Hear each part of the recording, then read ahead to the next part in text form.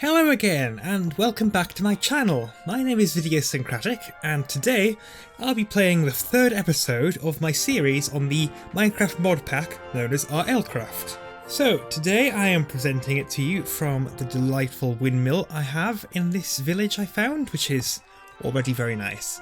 And unfortunately, I have a confession to make. I have actually recorded an episode 3 prior to this, however, unfortunately, OBS reset the software recording specifications, so the quality of the video is really poor and the audio is also really poor, and I just don't want to compromise on quality if at all possible, so I've decided to just refilm episode 3. There are a few discrepancies from the end of episode 2 and the beginning of episode 3 as a result. Most notably, I've just reset the skills and balanced them out a bit more. I'm also now level 8 in attack, so I can use iron swords. I mostly just gained the levels required for this simply by, well, killing a lot of cows and pigs in all honesty. Without further ado, in today's episode I will be exploring over this way, beyond the church, beyond the tower where I spent most of episode 2 dying, and I'll see what I find. I know for certain there's a coast in that direction, but as far as I've seen, RLCraft appears to have this unusual world generation mechanic where, while the biomes are the same, the generated structures it develops seems to just happen individually, so you can be on the same seed and end up with completely different structures all over the place. It's very unusual. But without further ado, I will likely skip ahead. I'm now outside of the town, so I will just continue heading in this direction, which I believe is east, but please don't quote me on that if I get it wrong. I will be, however, giving this tower a wide berth because I know what happened last time in the previous episode. I've noticed an unusual effect whenever you're wearing leather boots. I assume it applies to other boots. I've only tested it with leather so far. It seems to turn on auto jumps, so I don't need to jump anymore. I'm not actually sure if I like this or not. Although I do wonder, does anyone know what these structures are? There are a number of them, and they often contain ores of various kinds, but I can't quite work out what they are. They just look like gigantic stone spikes, but the fact that they're made of polished blocks implies that they're also artificial in nature. Okay, so there's another battle tower over there, but this, to me, looks like a dragon nest. I need to be careful just in case there's a dragon nearby. Or at the very least, if it's not a dragon's nest, then there's a dragon nearby, surely. I think I'll take the long way around of that as well. Leather never comes in wrong. And I nearly have a full set of leather armour. The only thing I'm missing are the trousers, or pants, if you will. Leggings? Leather leggings sounds like they should be about right. So the dragons of RLCraft have been pretty infamous so far, mostly because they are very well known for just being able to kill everything. They truly are the rulers of the skies. The good news is, even though there's clear dragon activity nearby, well, actually I'm going to take a risk and I'm going to go over to it and see what I can see. Oh, there we go, I can hear it. Just say hear it. You can usually tell when a dragon's close, aside from the visual evidence, as seen here, but you can hear the flapping of its enormous leathery wings. You can usually hear them long before you can see them. Okay, I'll there it is. Oh, and that's a bit closer than expected too. The trouble is, they frequently fly beyond the render distance. At least their wing sounds appear to travel further than their render distance though, so you can tell when one's fairly close. They are immensely destructive beasts though. Usually I am not a great fan of dragons. I mean, they're good and all that, but I am much more interested in other kinds of monster or fantastical creature. However, I have to admit, the dragons added in the ice and fire component of RLCraft, they are really good. They've done an absolutely splendid job of adding them in. They feel like a true threat, and they truly feel like, I suppose, the ultimate goal of the mod is to want to be able to take one of them down. Well, how on earth anyone would even go and do that is beyond me.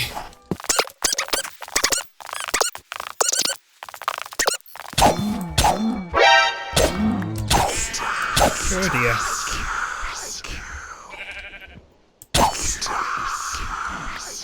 Okay, I'm not entirely sure what those things are, aside from pretty disturbing. I think they are potentially a kind of elemental, but I'm really not sure. So, as I promised, there is indeed a coast down here. The layout of things really has changed quite a bit. There wasn't one of these floating enchanted castles over here, that's for certain. I can see what appears to be another area of dragon activity over there. However, I'm not sure what those blue bricks are. Okay, I just realised it's getting very dark and I'm actually quite far away from home. So I'll attempt to run back and hopefully won't run into too much trouble.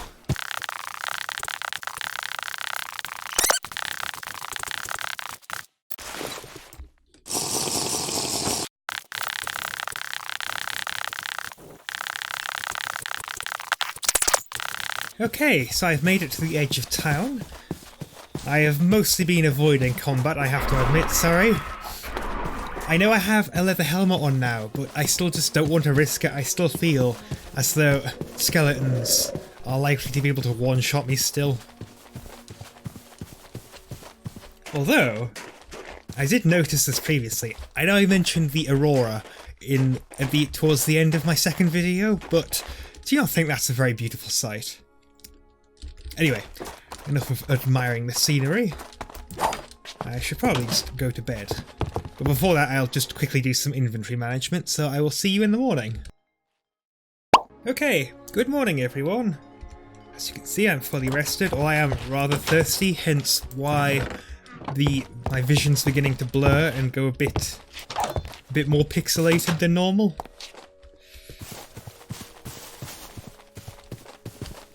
Additionally, I know I lost my first water bottle at some unknown point during episode 2. However, I actually found another bottle in a different house in this village. Oh, I did not mean to drink that.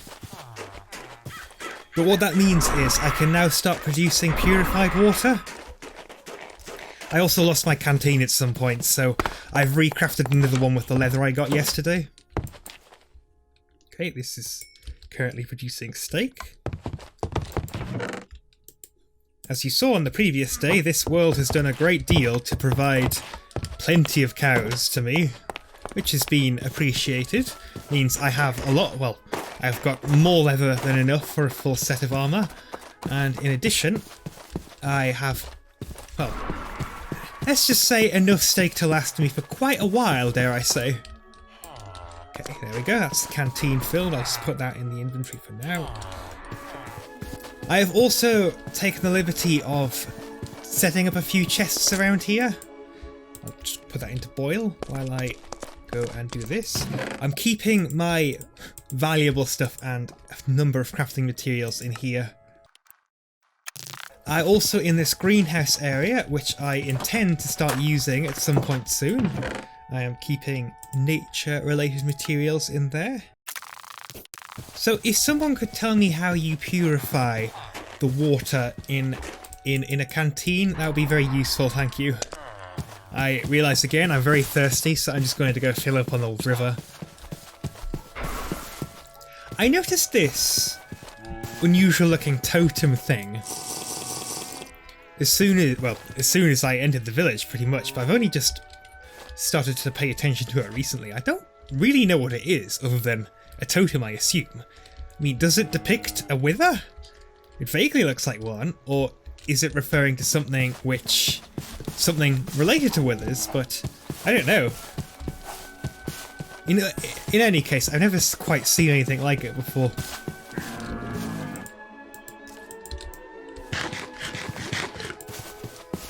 Today, I wanted to return to the coast and continue exploring. I also have decided I should increase my skills as I have the opportunity to.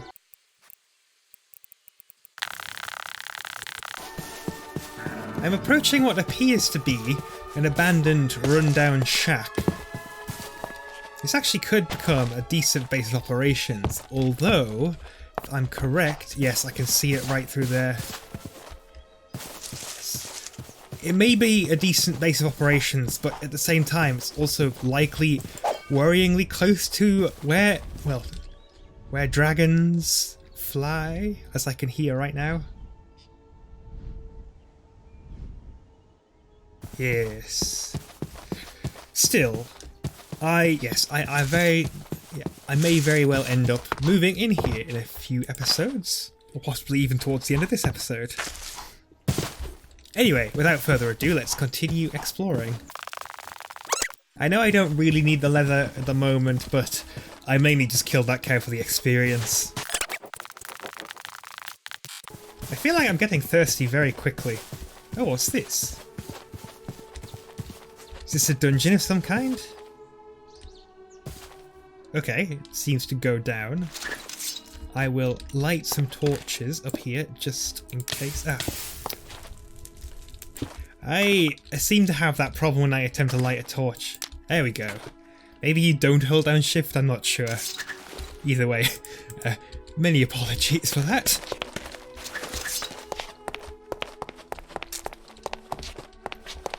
So, what will I find below here?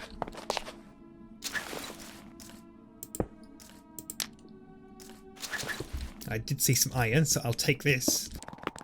With a few more levels, hopefully, I will have enough of a defense skill in order to start upgrading to iron armor, which should be a great help. So is this some kind of tomb? Some barrow for burying the dead?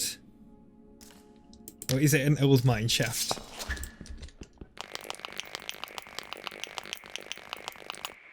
Frustratingly, I have just broken my stone pickaxe, and while I have an iron pickaxe, I actually don't have enough skill in order to use it.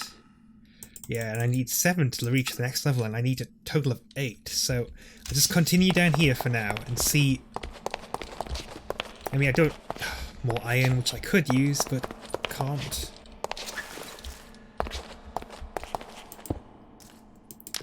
Apologies if I appear to be a bit overcautious with the light. I'm just very aware that darkness is extra deadly in RLCraft. I mean, it's bad enough in regular Minecraft, but I know it can be very bad in RLCraft. Alright, it is naturally getting lighter down here. Okay, I see a pit of lava. Spiders. There's a lot of lava down here. Obsidian. Okay, I hear a blaze, which is not ideal.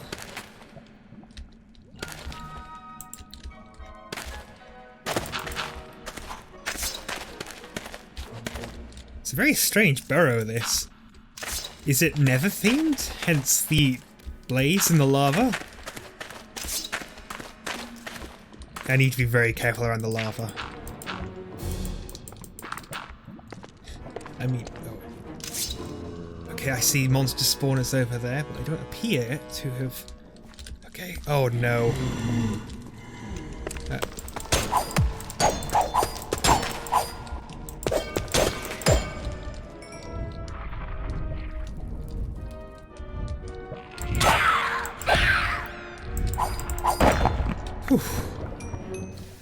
Cephignus? Kefignus? Yes. You know what, I think... oh no. Okay. Hopefully...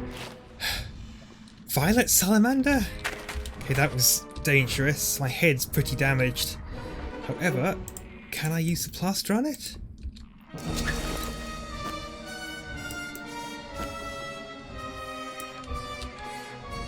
Okay, there we go. Although it's nearly used up, which is Scorch Fire Charge? I have no idea what some of this stuff is, but I know I definitely want to try and get out of it. Hopefully get out of here alive. Although that violet salamander may be troublesome.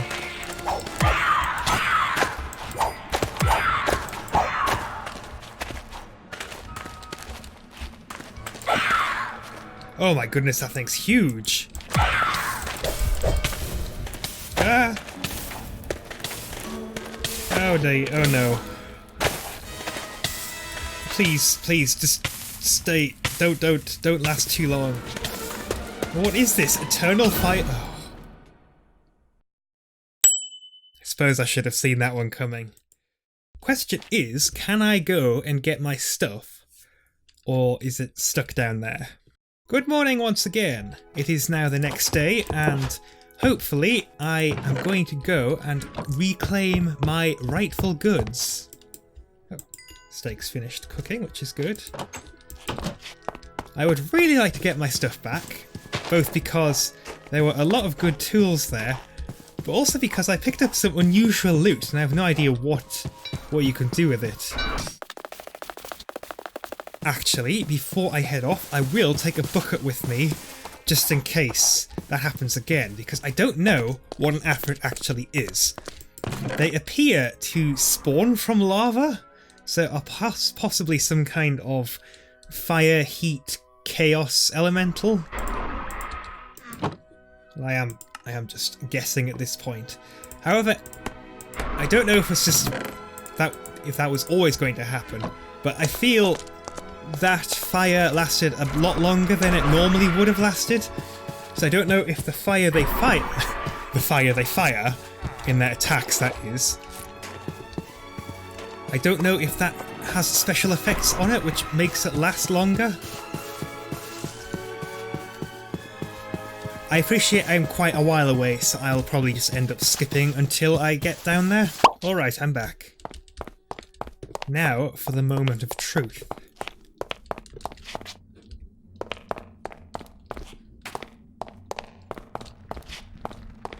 I can hear things down below, and they're not good things, I can tell you that. I can also see the nameplate of a golden Kefignis. The mobs which are added in Lycanite's mobs, that component of the mod pack, I know they can actually spawn in different subspecies.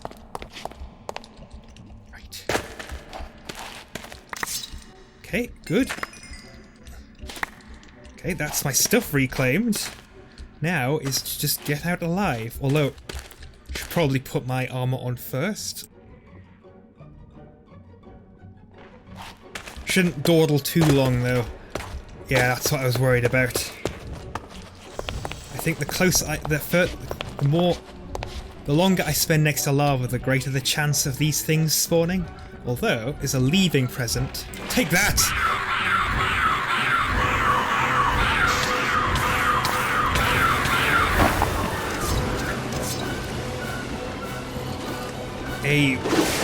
Okay.